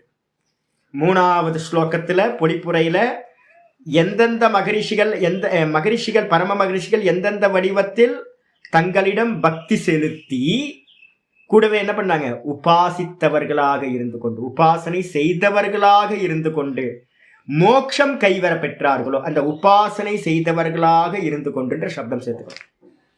அதே மாதிரி இங்கேயும் வந்து பார்த்தீங்கன்னா 7வதுலேயே ஒரு சின்ன இது இருக்கு. ஞாத்வா ஞாதிவதம் கர்ஹ்யம், ராஜ்யத்தை அடைவதற்காக ஞாத்திவதம், ஞாத்தி அப்படின்றதுக்கு அர்த்தம் வந்து பார்த்தீங்கன்னா என்ன அப்படின்னா, ஞாத்தின்றதுக்கு அர்த்தம், ஞாத்தி அப்படின்னா சொந்தக்காரங்கன்னு அர்த்தம், ஞாத்தி ஜனங்கள் அப்படின்னு பேர். சொந்தக்காரங்களை வந்து பார்த்தீங்கன்னா வதம் பண்றது வந்து பார்த்தீங்கன்னா கர்ஹ்யம். கர்ஹ்யம் அப்படின்றதுக்கு அர்த்தம் நிந்தனைக்குரியது, அதர்மம், ரொம்ப அதர்மமானது. ராஜ்ய ஹேத்துக்கம், ராஜ்யத்தை அடைவதற்காக சொந்த ஜனங்களை வந்து பார்த்தீங்கன்னா கொல்றதும் அது எப்படிப்பட்டதுன்னா நிந்தனைக்குரியது, அதர்மமும் கூட அப்படின்னு ஞாத்வா அறிந்து என்ன பண்ணார் அப்படின்னு கேட்டீங்கன்னா ததோ நிவృத்தோ. ஐயோயோ, முதல் அத்தியாயத்துல வந்து பாத்தீங்கன்னா அர்ஜுனன் வந்து பாத்தீங்கன்னா அர்ஜுன விஷாத யோகம் இருக்குல்ல, நான் பிச்சை வாங்கி சாப்பிட்டுக்கிட்டு இருக்கிறேன், இந்த ஜனங்களெல்லாம் கொன்னுட்டோம் அப்படின்னா சொந்தக்காரங்களெல்லாம் கொன்னுட்டு நான் வந்து பாத்தீங்கன்னா என்ன வாழ போறேன் அப்படின்னு வந்து பாத்தீங்கன்னா முதல் அத்தியாயம் ஃபுல்லா 2வது அத்தியாயம் 12 ஸ்லோகங்கள் வரைக்கும் வந்து பாத்தீங்கன்னா அர்ஜுனன் பேசியிருக்கான். ஐயோ, இவங்களெல்லாம் நான் கொல்ல மாட்டேன், நான் பிச்சை வாங்கி சாப்பிட்டுட்டு சன்னியாசியா திரியறேன் அப்படின்னு வந்து பாத்தீங்கன்னா சொன்னான். சொன்னதுல இருந்து என்ன பண்ணான்னு கேட்டீங்கன்னா ததோ நிவృத்தோ, அந்த யுத்தத்துல இருந்து வந்து பாத்தீங்கன்னா நிவர்த்தி ஆகிறதுக்கு ஆசையினால அவன் என்ன பண்ணான், ஹந்தாகம் ஹதோ அயமிதி லௌகிக. எப்படி வந்து பாத்தீங்கன்னா லோகத்தில் இருக்கிற விவேகம் இல்லாத மனிதர்கள் எப்படி இருப்பாங்களோ, இது விட்டு போயிருக்கு. இந்த லௌகிக மனிதர்கள் வந்து பாத்தீங்கன்னா எப்படி சிந்தனை பண்ணுவாங்களோ, பாமரர்கள் எப்படி சிந்தனை பண்ணுவாங்களோ அதே மாதிரி வந்து பாத்தீங்கன்னா அர்ஜுனனும் கூட என்ன நினைச்சான் அப்படின்னா ஹந்தாகம், நான் வந்து பாத்தீங்கன்னா கொல்பவனாக நிற்கின்றேன், எல்லாத்தையும் நான் கொல்றுவேன், இல்ல அப்படின்னா ஹதோ அயமிதி, நான் வந்து பாத்தீங்கன்னா செத்தே போவேனா அப்படின்னு வந்து பாத்தீங்கன்னா தன்னை கொல்பவனா, அதே நேரத்தில் தன்னை ஆப்ஜெக்டா வந்து பாத்தீங்கன்னா செத்து போறவனா வந்து பாத்தீங்கன்னா தேகாத்மவாதியா இருந்துகிட்டு பாமர ஜனங்கள் போல வந்து பாத்தீங்கன்னா அர்ஜுனன் என்ன பண்றான், யுத்தத்திலிருந்து விலகி போறதுக்காக வந்து பாத்தீங்கன்னா பிரவೃತ್ತಿ முயற்சி பண்றான். ச ததா புருஷ வியாக்ரோ யுக்த்யா மே பிரதிபோதிதஹ அப்யபாஷத மாமேவம் யதா த்வம் ரணமூர்தனி. 8வது ஸ்லோகம் சொல்றார். ச ததா, அவன் என்ன பண்றான், அர்ஜுனன் 1வது அத்தியாயத்திலையும் 2வது அத்தியாயம் குரு பிராப்தி ஆகிற வரைக்கும் நான் யுத்தத்திலிருந்து போறேன் அப்படின்னு அவன் சொன்னதுக்கு பிறகு ச ததா, அப்பொழுது ச புருஷ வியாகிரக, அந்த புருஷ வியாகிரனா புருஷர்களில் வியாகிரனா புலி மாதிரி, டைகர் மாதிரி, எவன் வந்து பாத்தீங்கன்னா புருஷர்களில் புலி மாதிரி இருக்கானோ அப்படிப்பட்ட அந்த அர்ஜுனன் வந்து பாத்தீங்கன்னா என்னால் என்ன பண்ணப்பட்டான், யுக்தியா பிரதிபோதிதக சன், என்னால் வந்து பாத்தீங்கன்னா நிறைய யுக்தியை நான் சொல்றேன், இது வரைக்கும் நிறைய யுக்தியை சொல்லியாச்சு. ஆச்சாரியர் பாகவதம் சொல்லும் போது இதை நினைவு கொள்றார். அப்ப என்னாச்சு, பகவத்கீதை சொல்லி முடிச்சதுக்கு அப்புறம் யுத்தத்தை வந்து பாத்தீங்கன்னா என்ன பண்றான் அர்ஜுனன் வந்து பாத்தீங்கன்னா தைரியத்தோட யுத்தம் பண்ணி யுத்தத்துல ஜெயிச்சிடுறாங்க. இது ஆச்சாரியார் இங்க வந்து கிருஷ்ண பரமாத்மா நினைவு கொள்றார். என்னால் அவன் வந்து பாத்தீங்கன்னா 18 அத்தியாயங்கள்ல உபதேசம் செய்யப்பட்டவனாக யுக்தியா அநேக யுக்திகளை சொல்லி நான் என்ன பண்ற பகவத்கீதையில பிரதிபோதிதக, நல்ல ஞானம் உண்டு பண்ணப்பட்டவனாக அவன் என்ன பண்ணா அப்படின்னு கேட்டீங்கன்னா அபியபாஷத்தை 8, 9 அத்தியாயம் கேட்டதுக்கு பிறகு 10வது அத்தியாயத்துல வந்து பாத்தீங்கன்னா மாம் ஏவம், என்னை பார்த்து இந்த விதமா அபியபாஷத்தை பேசினான், கூறினான். எப்படி கூறினான் அப்படின்னா யதாத்வம், எப்படி நீ இப்ப என்கிட்ட கேட்கிறியோ இந்த என்னுடைய விபூதிகள் எல்லாம் பரமரிஷிகள் எப்படி சிந்தனை பண்ணி உபாசனை பண்ணி மோட்சத்தை அடைஞ்சாங்களோ அதே மாதிரி இருக்கிற அந்த பாவங்களை எல்லாம் விபூதிகளை எல்லாம் எனக்கு சொல்லுன்னு நீ இப்ப கேட்கிறியே. யதாத்வம் எந்த விதமா இப்பொழுது நீ கேட்கின்றாயோ இந்த விதமாவே பாத்தீங்கன்னா அர்ஜுனன் 9 அத்தியாயம் முடிஞ்சதுக்கு பிறகு 10வது அத்தியாயத்துல இதே கேள்வியை பாத்தீங்கன்னா ரணமூர்தனி போர்க்களத்தில் இருந்துகிட்டு என்னிடம் இதே கேள்வியை இந்த விதமாகவே கேட்டான் அப்படின்னு அர்ஜுனன் கேட்டதை நினைவு கொள்றார் பரமாத்மா. இங்க இருந்து பாத்தீங்கன்னா என்னது ஆரம்பிக்குது, 9வது ஸ்லோகத்துல இருந்து விபூதிகள் ஆரம்பிக்குது. ஒவ்வொரு விபூதிக்கு நம்பர்ஸ் போட்டே வர நம்பரை மேல மேல மேல போட்டுக்கிட்டே வந்தீங்கன்னா ரெண்டும் ஈக்குவல் ஆயிடும். எதெல்லாம் சொல்லப்படலையோ அதெல்லாத்தையும் தனியா வச்சுக்கலாம்.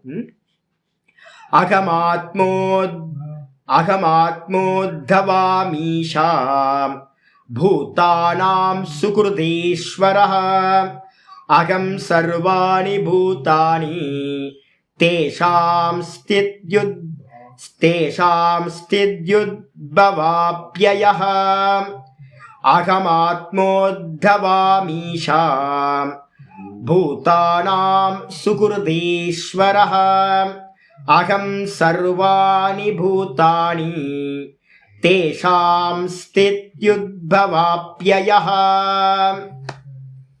அகமாத்மா ஆரம்பிக்கும் போதே 10-20 ஆரம்பிச்சோம்ல, அகமாத்மா குடாகேஷக உத்தம. பாருங்க, அங்கேயும் முக்கியமான உபாசனை ஆரம்பிக்கும் போது அகமாத்மா. நான் தான் சொன்ன உத்தம அதிகாரிக்கு பகவானை எப்படி உபாசிக்கணும், என்னிடத்துல நான் ஸ்புரிக்கிறவரா அவர் தான் இருக்கார்.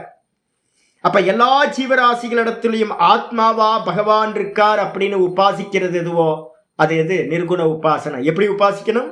சிரவணம் மனனத்து மூலமா தான் அவரை அடைய முடியும். நிதித்தியாசனத்துல நிஷ்டைய சம்பாதிக்கிறது. அப்போ இதுதான் உத்தம உபாசனை. ஆச்சாரியர் ஆரம்பிக்கும் போதே அகமாத்மா உத்தவ அகமாத்மா உத்தவ ஈஷாம் என்னது அகமாத்மா உத்தவ அமீஷாம் பூதானாம். அமீஷாம்னா இந்த ஜீவராசிகள் நம்ம இந்த லோகத்துல பாக்குறோமே எல்லா ஜீவராசிகளுக்கும் அமீஷாம் பூதானாம். அமீஷாம்னா இந்த ஜீவராசிகள் எல்லாத்துக்கும் பாத்தீங்கன்னா அகமாத்மா, நான் ஆத்மாவாக இருக்கின்றேன். அது மட்டும் இல்ல, இது 10-20. அது அப்புறம் சுகிருத்து அப்படின்னு வரும்போது பாத்தீங்கன்னா 9-18 ரொம்ப முக்கியமான ஸ்லோகம். 9-18 இப்ப நம்ம வெறும் 10ல மட்டும் விபூதி எடுக்கக்கூடாது. 7வது அத்தியாயம் எடுப்போம். 7வது அத்தியாயத்திலும் சொல்லப்பட்டிருக்கு, 9லயும் சொல்லப்பட்டிருக்கு, 10லயும் பாத்தீங்கன்னா சொல்றார். அப்ப பாத்தீங்கன்னா 9-18வது ஸ்லோகம் எடுத்து பாத்தீங்கன்னா ரொம்ப அற்புதமான ஸ்லோகம். 9-18 சொல்றார். 9-18 சொல்லும் போது சொல்றார், கதிர் பர்த்தா பிரபு சாட்சி நிவாச சரணம் சுகிருத்து பிரபவ பிரளயஸ்தானம் நிதானம் பீஜம் அவ்யயம். 10-18 இருக்கிற ஸ்லோகத்துல சுகிருத்து அப்படின்னு சொல்றார். நான் தான் பாத்தீங்கன்னா இந்த உலகத்தில் இருக்கக்கூடிய எல்லா ஜீவராசிகளுக்கும் உற்ற நண்பன், வெல்விஷர். பிரத்யுபகாரம் எதிர்பார்க்காம நல்லது பண்றவனுக்கு பேர் சுகிருத்து அப்படின்னு பேர். எந்த எதிர்பார்ப்பும் இல்லாம நமக்கு நல்லது பண்றவர் ஒரே ஒருத்தர் இந்த உலகத்துல யாரு அப்படின்னு கேட்டீங்கன்னா பகவான் மட்டும்தான். அவருக்கு இந்த உலகத்துல நம்மளால ஒன்னும் ஆக வேண்டியதில்லை. ஒரு அப்பா அம்மா பாத்தீங்க அப்படின்னா குழந்தைங்களுக்கு ஏதாவது பண்றாங்க அப்படின்னா கூட நம்ம வயசான காலத்துல இவங்களை நம்மளை பார்த்துப்பாங்க அப்படின்றதுக்காக தான். அப்ப என்ன அர்த்தம் கேட்டீங்கன்னா, அப்பா அம்மா கூட பாத்தீங்கன்னா எந்த ஒரு எதிர்பார்ப்பும் இல்லாம குழந்தைங்கள்ட்ட பாத்தீங்கன்னா எதுவும் பண்றது இல்லை. அப்ப என்ன அர்த்தம் அப்படின்னு கேட்டா, இந்த உலகத்துல ஒரு ஜீவராசியும் இல்லைங்க. சுகிருத்துனா எதிர்பார்ப்பு இல்லாம இருக்கிறது. 100% எதிர்பார்ப்பு இல்லாம இருக்கிற ஒரே ஆள் யார் அப்படின்னா ஈஸ்வரன் மட்டும்தான். அவருக்கு ஆக வேண்டியது ஒண்ணும் இல்லை. அப்ப பகவான் பாத்தீங்கன்னா சுகிருத்தா இருக்கார். அது மட்டும் இல்ல, ஈஸ்வரஹா அவர் தான் பாத்தீங்கன்னா இந்த உலகத்தில் இருக்க எல்லா ஜீவராசிகளுக்கும் ஈஸ்வரனா இருக்கார். ஈஸ்வரனா இருக்காரா? ஆமா சாமி, ஈஸ்வரனா இருக்கார். 18:61 பாத்தீங்கன்னா சொல்லப்பட்டிருக்கு. 10:3 சொல்லப்பட்டிருக்கு. 10:3லயும் பாத்தீங்கன்னா இருக்கு. 18:61 இருக்கு. 10:3 பாத்தீங்க அப்படின்னா சொல்லும் போது சொல்றார். 10:3 பாத்தீங்கன்னா ஈஸ்வரனை பத்தி சொல்லும் போது சொல்றார். என்ன சொல்றார்? யோமாம் அஜமனாதிம் ச வேத்தி லோக மகேஸ்வரம். வேத்தி லோக மகேஸ்வரம். 10:3 பாத்தீங்கன்னா நான் தான் மகேஸ்வரனா இருக்க, என்ன பாத்தீங்கன்னா யார் அறிகின்றாரோ அப்படின்னு சொல்றார். அதே நேரத்துல 18:61 சொல்லும் போது சொல்றார், நான் தான் வந்து பாத்தீங்கன்னா ஈஸ்வர சர்வபூதானாம் ஹிருதேஷே அர்ஜுன திஷ்டதி.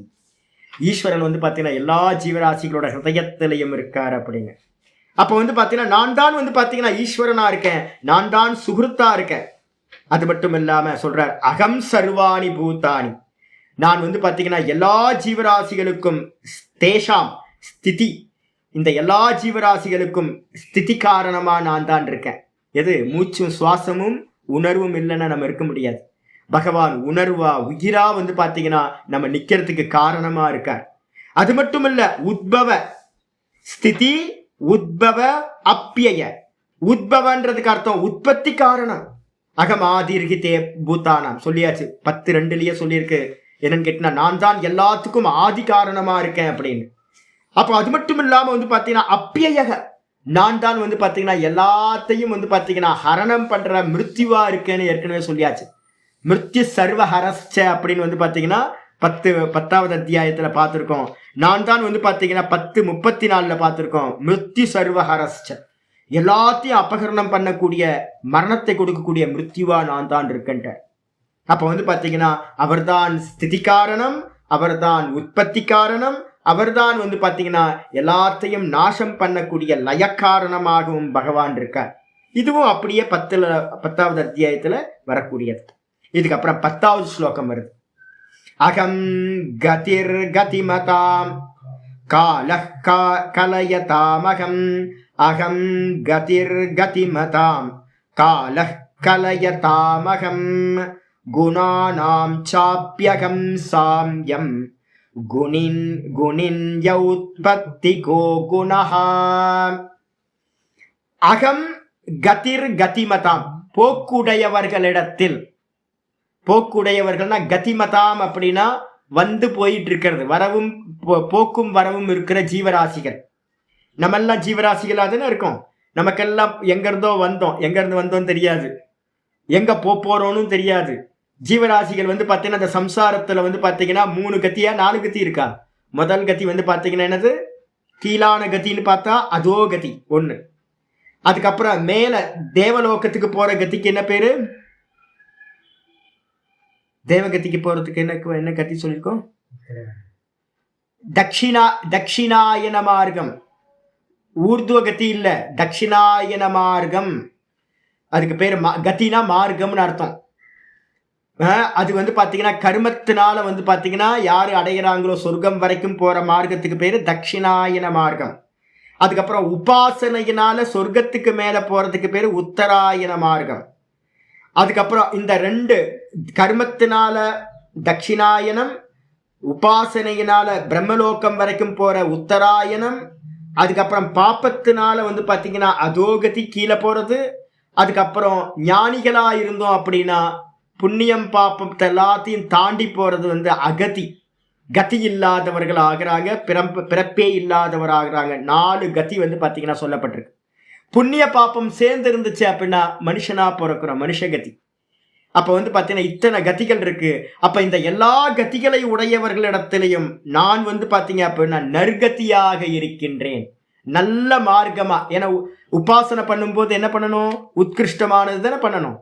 இத்தனை கதி இருந்தாலும் பகவான் என்னவா இருக்கார் அப்படின்னு கேட்டீங்கன்னா அந்த பரமலோகத்தை பரமபதத்தை அடையக்கூடிய உத்தராயண கதியாக, நல்கதியா நற்கதியா இருக்கின்றார், நல்ல கதியாக இருக்கின்றார். நல்ல கதி எது?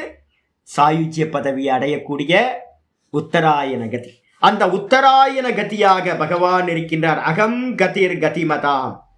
அதுக்கப்புறம் கால கலயதாமகம், நான் வந்து பாத்தீங்கன்னா காலமா இருக்கேன். 10:30 இந்த கத்தியை வந்து பாத்தீங்கன்னா 9:18 போட்டுங்க. கத்திக்கு வந்து பாத்தீங்கன்னா 9:18. இப்பதான் நான் படிச்சு காட்டினேன் 9:18. கதிர் பர்த்தா, பரமகதியா வந்து பாத்தீங்கன்னா பரமபதமா நான் தான் இருக்கேன்னு 9:18 சொல்றார். கதிர் பர்த்தா பிரபு சாட்சி நிவாச அப்படின்னு அந்த ஸ்லோகத்துல நிறைய சொல்லப்பட்டிருக்கு. கத்தியா இருக்கார், நம்மளுடைய கத்தி அவர்தான், பரமகதி அவர்தான்.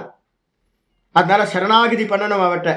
போதும், எனக்கு இந்த சம்சாரம் போதும் அப்படின்னு அந்த கத்தியா அவர்தான் இருக்கார். கூட வந்து பாத்தீங்கன்னா காலக கலயதாமகம் 10:30. 10:30 வந்து பாத்தீங்கன்னா சொல்லியிருக்கார். நான் வந்து பாத்தீங்கன்னா கலையத்தாம் அப்படின்னா என்ன அர்த்தம்? காலத்தை கணிக்கின்றவர்களே. காலத்தை யாரெல்லாம் கணிக்கிறாங்களோ, எண்ணுகின்றார்களோ, காலத்தை பத்தி சிந்தனை பண்றாங்களோ அவர்களிடத்தில் நான் காலமாக இருக்கின்றேன். நான் சொல்லியிருக்கேன்ல, இப்ப நான் அதிகமா வந்து சிந்தனை பண்றது என்ன அப்படின்னா இந்த காலத்தை பத்தி தான் ரொம்ப கான்சென்ட்ரேட் பண்றேன். அப்ப என்னிடத்தில் நான் சிந்தனை பண்றேன்னா இந்த காலத்தை வந்து பாத்தீங்கன்னா அப்ப என்னிடத்தில் காலமா பகவான் தான் இருக்கின்ற ஒரு அர்த்தம். 2வது அர்த்தம் சங்கர பாஷ்யத்துல என்ன பண்ணியிருந்தார் அப்படின்னு கேட்டீங்கன்னா காலகாலகன்னு போட்டார். காலத்துக்கே காலமா இருக்கிறவர் பகவான் யாரு? ருத்ரன் வந்து பாத்தீங்கன்னா காலகாலன் அப்படின்னு சொல்லப்படுகின்றார். கால பைரவர் நம்ம சொல்றோம் பாத்தீங்களா, அந்த கால பைரவர் வந்து பாத்தீங்கன்னா பகவான் தான். நான் காலமா இருக்கின்றேன். அதுக்கப்புறம் வந்து பாத்தீங்கன்னா சொல்றாரு குணானாம் சாப்பியகம் சாமியம். இது வந்து பாத்தீங்கன்னா சொல்லப்படல. இது வந்து பாத்தீங்கன்னா பகவத்கீதையில சொல்லல, இங்க சொல்றார். குணங்கள் மத்தியில நான் எப்படி இருக்கேன்? திரிகுணம் இருக்கு பாத்தீங்களா, சத்வ ரஜஸ் தமஸ். இப்ப நம்ம வேக்கப்ல இருக்கோம். இப்ப சிருஷ்டி போயிட்டு இருக்கு. இந்த சிருஷ்டியில வந்து பாத்தீங்கன்னா 3 குணங்கள் தான் வந்து பாத்தீங்கன்னா எல்லா காரியத்தையும் பண்ணிக்கிட்டே இருக்கு. 3 குணங்களோட சலனம் தான் வந்து பாத்தீங்கன்னா இந்த மொத்த கிரியேஷனும், இதுல இருக்கக்கூடிய எல்லா விவகாரங்களும் சலனமும். அப்போ இது எல்லாம் வந்து பாத்தீங்கன்னா இதுவைகள் மத்தியில் நான் எப்படி இருக்கேன் அப்படின்னும் போது ஆச்சாரியர் சொல்றாரு சாமிய அவஸ்தையாக நான் இருக்கின்றேன். குணங்கள் வந்து பாத்தீங்கன்னா 33.333%, 3 குணங்களும் 33.33 33.33 33.33 இருந்துச்சு அப்படின்னா 3 குணங்களும் ஈக்குவலா இருந்துச்சுன்னா அதுக்கு பேரு சாமிய அவஸ்தான்னு பேரு. சாங்கியம் படிச்சவங்களுக்கு தெரியும், யோகம் படிச்சவங்களுக்கு தெரியும், படிச்சுக்கிட்டு இருக்கவங்களுக்கு தெரியும். அப்போ அந்த குணங்களோட சாமிய அவஸ்தை எங்க இருக்கு? நம்ம டீப் ஸ்லீப்ல இருக்கோமா? அப்போ வந்து பாத்தீங்கன்னா கிரியேஷன் எதுவுமே இல்லாம இருக்கு. அந்த இடத்துல சாமிய அவஸ்தை. பிரகிருதி பிரதானம் அப்படின்னு நம்ம சொல்றோமே, அந்த பிரகிருதி பிரதானத்தோட அவஸ்தைக்கு பேரு, சிருஷ்டிக்கு முன்னாடி இருக்கிற அவஸ்தைக்கு பேரு பிரதான அவஸ்தைன்னு பேரு. பிரதானம் இஸ் ஈக்குவல் டு சாமிய அவஸ்தா. குணானாம் சாமிய அவஸ்தா பிரகிருதி பிரதானம். பிரகிருதி பிரதானம்னா என்ன சுவாமி அப்படின்னு கேட்டீங்கன்னா 3 குணங்களோடைய சாமிய அவஸ்தைக்கு பேர் தான் பிரதானம் பிரகிருதி அப்படின்னு சொல்லக்கூடிய அவஸ்தை. சிருஷ்டிக்கு முன்னாடி இருக்கிறது, இல்லைன்னா சிருஷ்டிக்கு பின்னாடி இருக்கிறது. அப்படிப்பட்டதாக நான் வந்து பாத்தீங்கன்னா நான் இருக்கின்றேன். சாமி அவஸ்தையா பிரதானமா நான் இருக்கின்றேன். அதுக்கப்புறம் குணின்யம், குணத்தை உடையவைகளில் வந்து பாத்தீங்கன்னா உற்பத்திகோ குணகா. நான் வந்து பாத்தீங்கன்னா குணத்தை உடையவைகளில், யாரெல்லாம் இங்க குணத்தை உடையவங்களா இருக்கும், இந்த உலகம் எல்லாம் திரிகுணத்தை உடையது. அந்த குணத்தை உடையவைகளிடத்தில் குணமாக நானே இருக்கின்றேன். திரிகுணமும் நான் தான். நான் தான் வந்து பாத்தீங்க அப்படின்னா சத்துவ ரஜஸ் தமஸ்ன்ற குணமாகவும் நான் தான் இருக்கின்றேன். குணங்கள் சம அவஸ்தையில இருக்கக்கூடிய சிருஷ்டிக்கு முன்னாடி இருக்கக்கூடிய சாமிய அவஸ்தையும் நான் தான். என்ன அற்புதம் பாருங்க, 3 குணங்களும் பகவான் தான். அதே வந்து பாத்தீங்கன்னா இப்ப நம்ம வேக்கப்ல இருக்கும்போது 3 குணங்களா பகவான் தான் இருக்கார். இது எல்லாம் சாமி அவஸ்தையில வேக்கப் ஆகிறதுக்கு முன்னாடி, கிரியேஷனுக்கு முன்னாடி அந்த அவஸ்தையில இருந்தவரும் பகவான் தான் பிரதானமா சொல்லியாச்சு. இது இதுல வந்து பாத்தீங்கன்னா பகவத்கீதையில இந்த விதம் சொல்லப்படவில்லை. இதை வந்து பாத்தீங்கன்னா டிக் பண்ணி வச்சது. இதுக்கப்புறம் 11வது ஸ்லோகம் சொல்ற குணீனாமகம் அப்யகம் சூத்ரம் குணீனாம் அப்யகம் சூத்ரம் மகதாம் ச மகானகம் மகதாம் ச மகானகம் சூக்ஷ்மானாமப்யகம் ஜீவஹ துர்ஜயானாமகம் மனஹ துர்ஜயானாம் அகம் மனஹ குணீனாமப்யகம் சூத்ரம் மகதாம் ச மகானகம் சூக்ஷ்மானாமப்யகம் ஜீவஹ துர்ஜயானாமப்யகம் மனஹ. இது வந்து பாத்தீங்கன்னா 7வது சாப்டர்லன்னு சொல்றாரு. இதை படிச்சு கொடுக்கறதுக்கு என்ன காரணம்னு கேட்டீங்கன்னா 10வது சாப்டர்ல விபூதி யோகம்ன்றது வந்து பாத்தீங்க அப்படின்னா கம்மியா தான் இருக்கு. நம்ம என்ன பண்ணணும், 7வது சாப்டருக்கு போகணும், அங்கிருந்து கொஞ்சம் எடுக்கணும், அப்புறம் 9வது சாப்டர்ல இருக்கிறத கொஞ்சம் எடுத்துக்கணும், 8வது சாப்டர்ல 1-2 எடுக்கணும், அதுக்கப்புறம் 10வது சாப்டர்ல இருக்கிறதோட ஆட் பண்ணணும். இங்க வந்து பாத்தீங்கன்னா உத்தவருக்கு கிருஷ்ணர் என்ன பண்றாருன்னு கேட்டீங்கன்னா 7, 8 கீதையில இருக்கிற 7, 8, 9 என்னெல்லாம் சொல்லியிருக்கோ, 10 என்ன சொல்லியிருக்கோ எல்லாத்தையும் கம்பைன் பண்ணி என்ன பண்றார் இந்த இடத்துல சொல்றார். 7வது சாப்டர்ல வந்து பாத்தீங்கன்னா 3, 4, 5, 6 சொல்ல ஸ்லோகத்தை ஒவ்வொன்றா எடுக்கிறார். இங்க என்ன எடுக்கிறார் அப்படின்னு கேட்டீங்கன்னா, யார் யாரெல்லாம் வந்து பாத்தீங்கன்னா கவுண்டிங் தனியா போட்டுங்க. சாங்கிய தத்துவத்துல வந்து பாத்தீங்கன்னா சொல்றதெல்லாம் அப்படியே இங்க வரும். 10வது ஸ்லோகத்துல சொல்லப்பட்டது என்னன்னா, பிரதானம் மூல பிரகிருதி, பகவான் தான் மூல பிரகிருதியா பிரதானமா இருக்கின்றார். ஒரு தத்துவம், முதல் தத்துவம். 2வது வந்து பாத்தீங்க அப்படின்னா, இங்க வந்து பாத்தீங்கன்னா 3 குணங்களாகவும் பகவான் தான் இருக்கார். நல்லா தெரிஞ்சுங்க, பிரதானமாகவும் பகவான் தான் இருக்கார், சாமிய அவஸ்தை. அதுக்கப்புறம் வந்து பாத்தீங்கன்னா 3 குணங்களாகவும் பகவான் தான் இருக்கின்றார், பிரம்மா விஷ்ணு மகேஸ்வரன். 3 குணங்கள் என்ன சுவாமி? சைத்தன்யம் வந்து பாத்தீங்கன்னா சத்வத்துல ரிஃப்ளெக்ட் ஆச்சுன்னா விஷ்ணு, ரஜோகுணத்துல ரிஃப்ளெக்ட் ஆச்சு அப்படின்னா பிரம்மா, தமோ குணத்துல ரிஃப்ளெக்ட் ஆச்சு அப்படின்னா ருத்ரன் சிவபெருமான். 3 பேர் தான். அப்ப இந்த 3 பேரும் என்னது? குணத்தை உடையவர்கள். அப்ப 3 குணமும் யாரு? பகவான் தான். 3 குணங்களும் கிரியேஷன் இல்லாம இருக்கும் போதும் அதுவும் பகவான் தான் சொல்லியாச்சு. பிரதானம், அதுக்கப்புறம் மூல பிரகிருதி. இந்த 11வது ஸ்லோகத்தை சொல்லுது, இந்த கிரியேஷன்ல முதல் ஆள் யார் உண்டானா?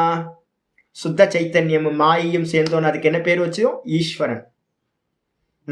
இந்த ஈஸ்வரனுக்கு அப்புறம் முதல்ல வெளிப்பட்டது எது அப்படின்னு கேட்டீங்கன்னா சூத்திரம். வாயுர்வை தத் சூத்திரம். ஏகோ தேவதால பார்த்திருக்கோம் நம்ம. யார் சூத்திராத்மா அப்படின்னு கேட்டீங்கன்னா, வெளியில வாயு, நம்ம தேகத்துல பிராணன். இதுதான் சூத்திராத்மா அப்படின்னு பேரு. ஹிரண்ய கர்ப்பர் அப்படின்னு பேரு.